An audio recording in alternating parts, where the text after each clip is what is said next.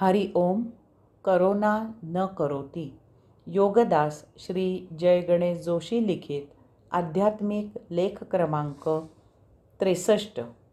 न करोती. साधका, भक्ता, तू या पृथ्वीवरील मूलभूत रहिवासी नाहीस.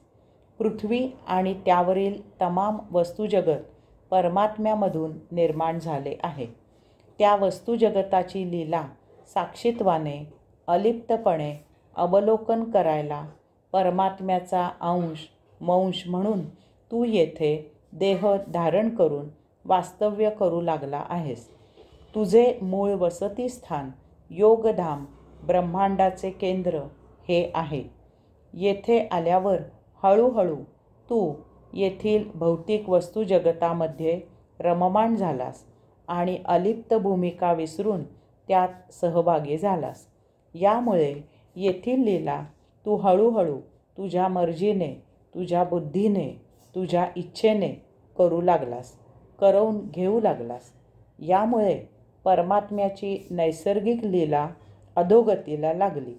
तुझ्याप्रमाणेच इतर जणांना मत आहे आणि त्यामुळे जो तो त्याची मनमानी करू लागला. यामधून मत्सर, हेवा, स्पर्धा सुरू झाली आणि येथे अराजकता माजली.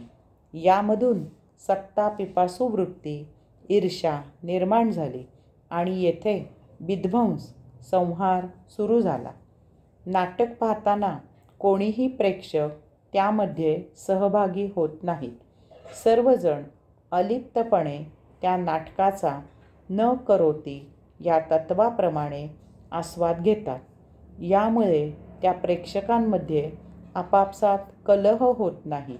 सर्वजण नाटकाचा आनंद घेतात आणि मोठ्या संतोषाने घरी जातात. परंतु येथे असे होत नाही.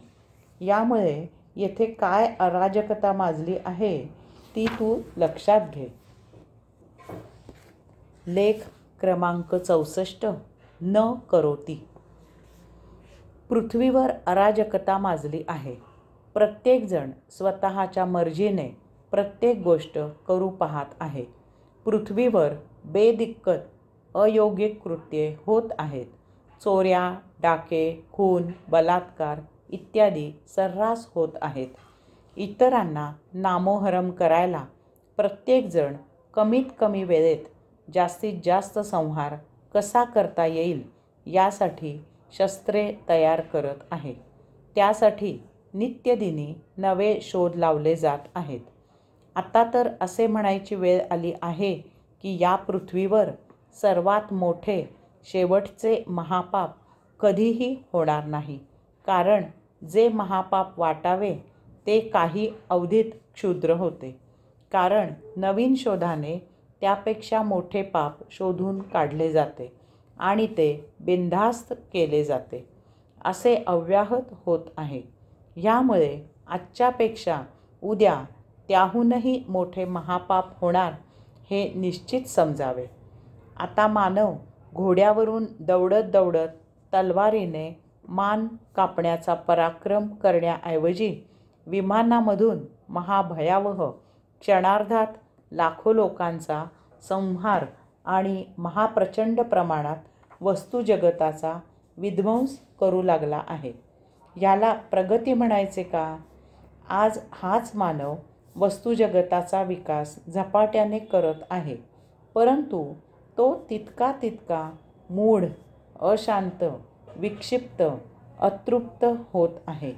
कारण हे सर्व करणाऱ्या मानवाचा आत्मविकास होत नाही. तो तेव्हाच होईल. हरि ओम.